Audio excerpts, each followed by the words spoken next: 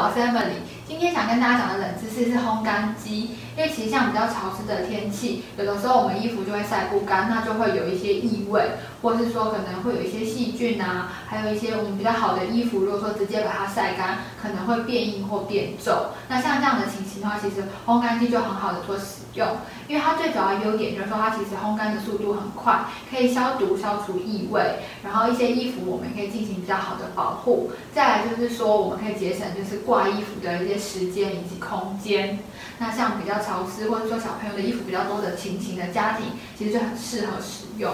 不过其实它也有大概以下几个缺点，就是说第一个，它如果说你的衣服是没有在出厂上没有经过运缩的这个处理的话，如果烘干温度超过60°C 以上的时候，它比较容易会缩水。再来的话就是说，其实烘干机的耗能也还蛮大的。第三点的话，就是说它还需要一个比较大的空间，就是说占地空间。不过有一些现在是会把它摆在洗衣机的上面。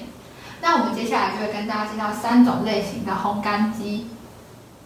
第一种的话是热风式的烘干机，它最主要就是去加热空气以后，让热风去吹走潮湿的空气。不过因为这样子，其实它耗能很高，就再来就是它效率比较低，而且声音比较大，而且因为它温度比较高，所以就是说衣物比较容易会有损坏。那它还需要一个排气管才能帮热气，就是那些废气再排到外面。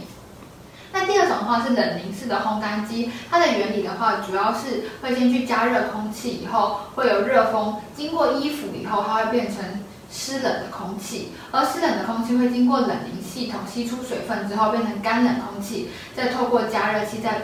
加热，再通过潮湿的衣服这样不断的循环，来达到说把衣物的湿气带走。那像它这样子的冷凝式的烘干机的话，它就不需要排气管，它只需要可能出水盒或是一个排水管就可以了。那因为它的烘干温度会比较低，所以说它对于保护衣服还有除皱的效果就会比较好。那我们第3种的话是热棒式的烘干机，它其实算是冷凝式的升级版，就是说它的工作原理跟冷凝式的相同，不过它就是因为热棒的系统可以在干燥的过程中回收它的热量，所以它不需要加热管再去做加热。相比于冷凝式的话，它的节能效果就比较好，大概可以提升50到70%的节能效果。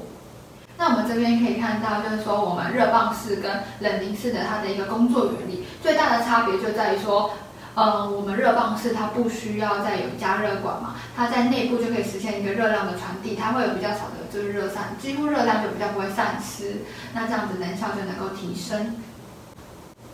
那我们实际上应该要怎么去选择压缩机？我们可能要考量我们家里面的人口数量，或者说我们洗衣服的这个容量啊、频率等等的，或者说我们家中大小空间的大小啊，然后各种类型的话，它的价位都不同，就相应于它耗电量的情形。